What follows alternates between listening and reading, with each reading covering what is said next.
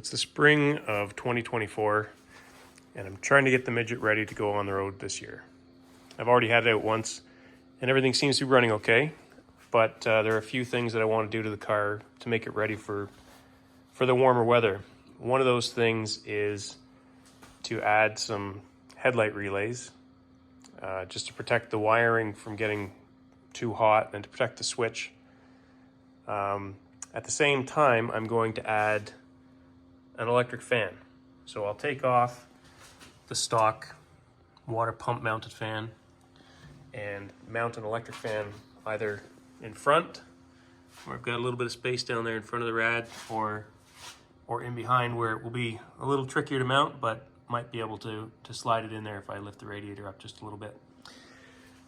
So I'm not sure exactly which way I'm going to go with that yet. I also want to hide the relays either down inside there with in behind the grill, or tucked up under here somewhere, so that the stock wiring harness still looks, the way that it did from the factory. In order to power the headlights and also in order to power the fan, which can draw a fair bit of current, I'm going to replace the generator with an alternator. And so replacing the generator with an alternator means that I need to get rid of the stock voltage regulator. But again, I kind of like the way the stock wiring harness looks, so I'm going to try and modify that voltage regulator so that it still looks the same and I have the same plug-in connections. I'll just have to tear out the guts and make some modifications in there. So I'll show all that stuff when I figure out how I'm going to do it and how I'm going to route the wires so it doesn't mess up the engine bay. One of the other things that I get questions about is with regards to these seats. These seats were sprayed with a vinyl dye or vinyl spray to paint them, basically to make them black. They used to be an autumn leaf color. And this is the third summer, I think, coming up where this car will have driven maybe 1,500 miles or so. And so there's the amount of wear and how much color is showing through. These seats are the original vinyl, so the driver's seat has a few cracks in it, and but that's what they look like after 2 good summers of driving.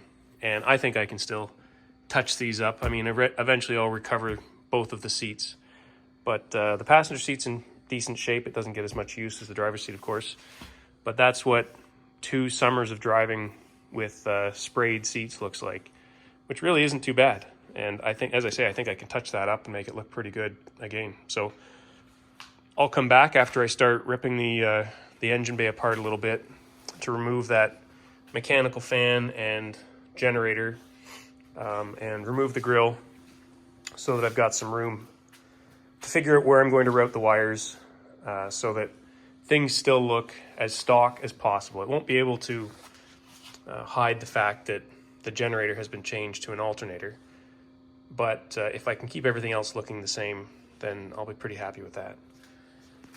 The products that I'm installing are a stock, a standard Moss 10-inch electric fan kit.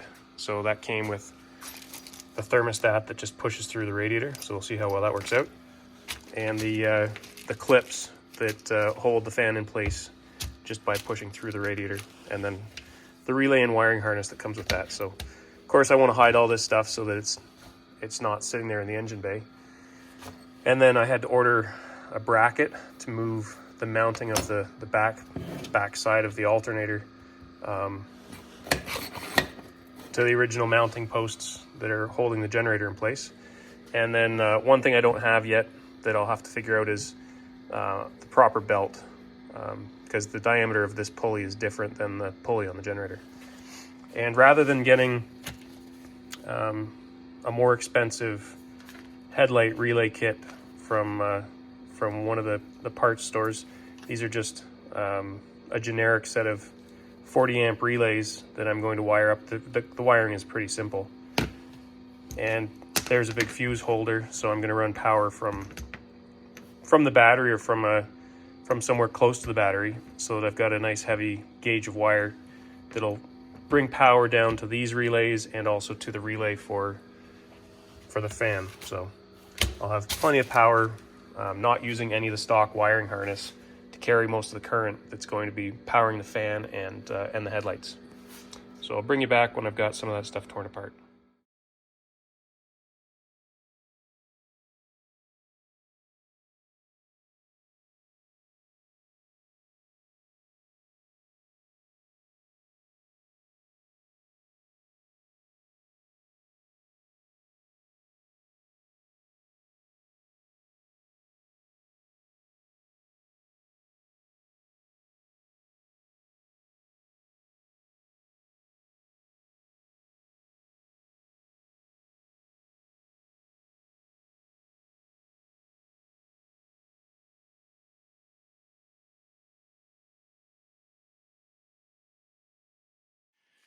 Okay, so first challenge I've encountered here is that while I was able to get off the generator without too much trouble, I can't easily get off the fan, which is tucked inside the shroud on which is attached to my radiator. So I guess I'm gonna have to drain the radiator, which is kind of a pain, but since I have to take out the radiator, it will make it a lot easier to install the fan, the electric fan, and it's really impossible to get at the bolts that hold the plastic fan blade on. So, but there's a little look at where I'm hoping to mount some of this stuff. I'm also, it gives me a good opportunity to clean dead bugs and stuff out of my radiator, and make sure that I can, you can see through it pretty well. So it's not too dirty, but this is a relay that I installed a few years ago for the horns, just to protect the horn switch, and it installs with the same concept as installing the relay for the headlights. Okay, so the next thing I'm going to do is drain my radiator, and I've got a radiator drain plug just up under here. I'm not going to record that because it's not very exciting to watch a radiator drain.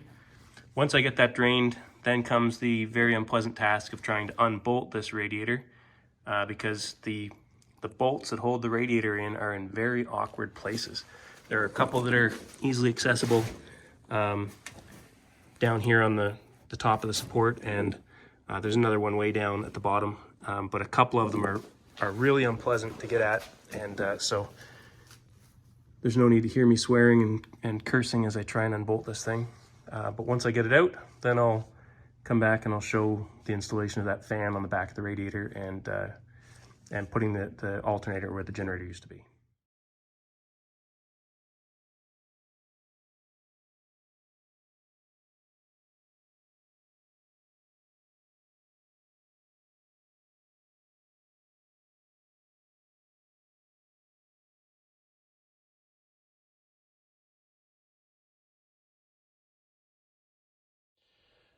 Okay, so this isn't pretty, but here's what I believe I need to do. I need to take, this is the internals of my voltage regulator, and I need to join these two terminals, which are these two, both labeled as B on the cover. I need to join those two to terminal D. And terminal D needs to get separated. Right now it's currently connected to WL, which I think stands for warning light, and those are connected on the back. So I need to separate these two so that they're no longer electrically connected. Then I have to join this big one here, which is D, to these two, which are both labeled B. So I'll connect this to this and separate right here and join this terminal to this terminal. And then that just takes, this is coming from the alternator, and this is going out to the warning light. So after I've made that adjustment and removed, I'm not going to take everything out of here, I'll just disconnect things so that they can't ever touch again, and join those pieces internally if I can, and if not, I'll join them on the back here, and I'll show you what it looks like when I'm done. Well, there it is. That's the voltage regulator decommissioned and I just have the contacts joined now. So this I flipped over. It used to be joined over here, and made sure that they weren't connected to, this is connected to ground. These 3 large ones are all connected together. So I'm going to plug that back in and continue on. A day and a bit has gone by. I've got a couple things finished here. Almost finished. So I did sort out the alternator, and that, what I thought was a bushing, I guess it is a bushing, but it's a big roll pin, and I was able to put this in the vise and tap that over. You can see just by that amount, which is the same amount that that washer takes up. So the alignment issue there is just fine. As far as wiring goes for my 3 relays, my headlight relays and my fan relay. So there's the fan relay that came with the Moss kit, and here are just some 2 cheapy Amazon relays. And the fan relay came with a couple of fuses, so they're both 25 amp fuses, and one of them is directly to the fan and the other one is for the positive voltage. And so for constant positive, I ran that blue wire right down in there. Sorry, it's a little bit fuzzy, but I just joined it right here. So this cable comes straight off the positive of the battery, and so that blue wire is connected right there, and that's the positive feeding these relay commons. So that's a big heavy gauge wire and a 25 amp fuse, and that should be plenty for the stock headlights and the fan when it kicks on. And then I've just hidden the wires. There's just one wire that runs back inside or around the outside of that original wire loom, and it goes to the green terminal on the fuse block. So I just put another spade connector on the bottom there and hid it up in behind, so that when you look at the engine bay, there's no way for me to hide that I added a couple of relays, or the alternator, but as much as possible, I wanted to keep this engine bay looking as close to stock as I could. And there are my wires, all messy right now, but I'm gonna leave them a mess until I test these headlights and make sure that I've wired the relays correctly. And then here are the wires that are coming, these 2 wires, the brown and the white, in my case. Those go to the thermostat that will be connected to the radiator. And there's my positive wire coming from the fan relay, so that when the thermostat tells the relay to turn on, then the relay will apply voltage on that orange wire, which is the same as this orange wire. And then on the fan, there's just a blue and a black wire, and the black wire connects to ground, which is negative, and the orange wire connects to the blue wire, which is positive. So I'll show that once I get it mounted to the radiator. So before I put the radiator back in, I flushed the coolant out, and of course I need to clean up a little bit more of this, where the inlet goes, and cleaned up my thermostat. But I don't have a spare gasket, so I've got to make one. So I've got some gasket material, and I'm going to trace this out, and I've got some punches to punch the holes, and then I'll cut the hole for the other side of that, and I'll show you what it looks like when it's done. There's my gasket. It's not perfect, but it's good enough, and I got a cheap set of punches on Amazon, which was well worth the money, because when you don't have a gasket and you have a sheet of gasket material, then you can make any gasket you need. So I'm just going to use a little bit of RTV on either side of this just to hold it down. Not so it squishes out, just it fills in any little cracks. And I'll put this back on, and then we'll hopefully get to the fan. So here's my radiator. I've pushed through the, like they call it, a snap switch. This is the thermostat, and my fan, or my radiator, I don't know if you can tell, but the vertical tubes are offset. So you can see there's a tube here, but then in behind, there's another tube that's in the middle. So it was a little bit tricky to push this through, and it was pretty nerve-wracking poking that through. Hopefully it didn't bend any of the tubes, and hopefully it still does its job. So the next step was putting these foam pads on the back side of the fan. I already confirmed that the fan spins in the correct direction for for being a puller fan. So the next thing is to install the fan, which I'm going to put mine in right like so. And then these little springs sit like that, and one of these sort of zip tie type things pushes through, and so that's going to push through the radiator, and then there's a clip on the other side, one of these discs, so that holds it in on the other side. So I'm going to push all four in, and I'll show you what it looks like when it's done. There's the radiator with the four zip ties or whatever pushing through, and there's the other end of the thermostat poking through. And on the back side, there's the fan installed, and there's the snap switch up there. So hopefully I can still reach up inside there to plug in those two connections. So I think I can. If I'd put it down low, the steering rack is right along the bottom here underneath the fan, so that certainly would have been in the way. So the next thing you'll see, I think, is when this is in the car and hopefully the wires are connected. Well, I may have just said some bad words. Sometimes things just don't go the way you planned them to. So, I don't know if you can see where my problem is, but the steering rack is in the way of the bottom of the fan, and it's not even close. The fan gets thicker as it goes towards the center. So there's no possible way of shoving that down to just to force it in. I need to go down another, like, I don't know, 1.5 inches or so. And there's not a chance in hell. And there isn't 1.5 inches farther up that I can mount that fan. So I'm gonna have to try and place it in the front and then lower the radiator down and then push those zip tie things through to hold it on from the front. So after I figure this out, I'll come back and show you what I did, but this sucks. Well, that was terrible. So that's where the fan is mounted now, and it really didn't fit. I had to trim the bottom off it so that the top of the fan didn't get in the way of the hood release. So that still works fine, but there was no mounting that fan in the center, so I had to mount it offset. I didn't want to mount it on the front to begin with, but there's no way in hell this could have mounted on the back side of the radiator. At least not with this radiator. Maybe there's some other kind that has that's not as thick, but I doubt it. Anyway, so maybe this is why there are no videos of people installing electric fans on midgets, because it's not fun and there's not much space.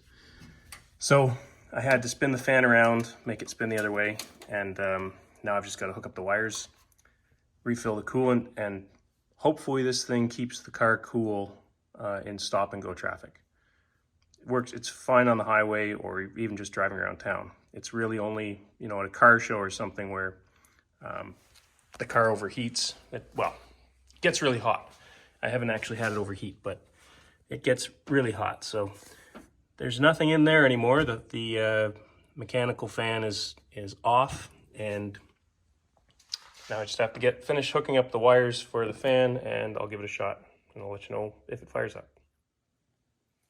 What do you see that looks suspicious? How about coolant coming out of the places where those push pins punctured the radiator? So if I was you and you have an old midget like this one with an old radiator, which this one is now garbage, I'm sure, I wouldn't install one of these electric fans. So now I get to buy a brand new radiator. That's great. Before I close everything up and try and start this car again and see what leaks next, I thought I would show you what I came up with. So the old radiator, it's got a whole pile of holes in it from those push pins that came with this Moss kit. These things. So that's great. So I have a spare old bent up radiator that looks like crap, as you can see, but doesn't appear to leak. I haven't pressure tested it. I've just plugged all the holes and filled it with water and left it sitting for a few hours, and just the weight of the water didn't make it leak at any rate. So what I've done here is rigged up a couple of cheesy brackets to hold the fan up, and then it's just cable tied to that bracket with the foam pads in between. Doesn't move around, it's snug and tight. There's a gap now between the fan and the radiator, which I'm sure is not ideal, and I certainly wish it wasn't there, but this is what we have. So I'll continue on, and I'll let you guys know if it leaks. So it's idling here, just trying to get it to warm up. Hopefully I can get that fan to kick on. It's warm enough. The thermostat is opened, but not warm enough yet, I guess, for the fan to kick on. I know it runs. Let's just check the temperature here. So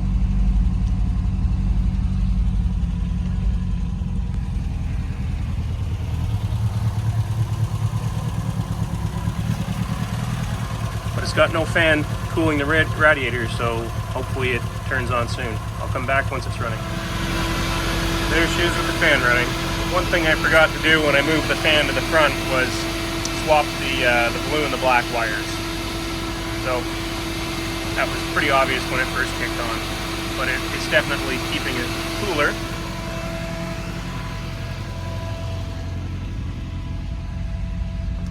And the temperature is slowly coming down as it sits here and idles.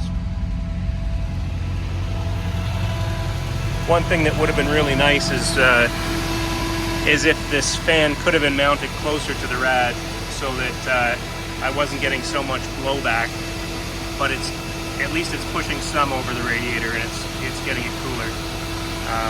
But there is definitely some air that's bouncing back off the radiator. And eventually I'm going to replace this terrible beat up old radiator that I was forced to put in here. Anyway, that wraps it up for this video. Thanks very much for watching.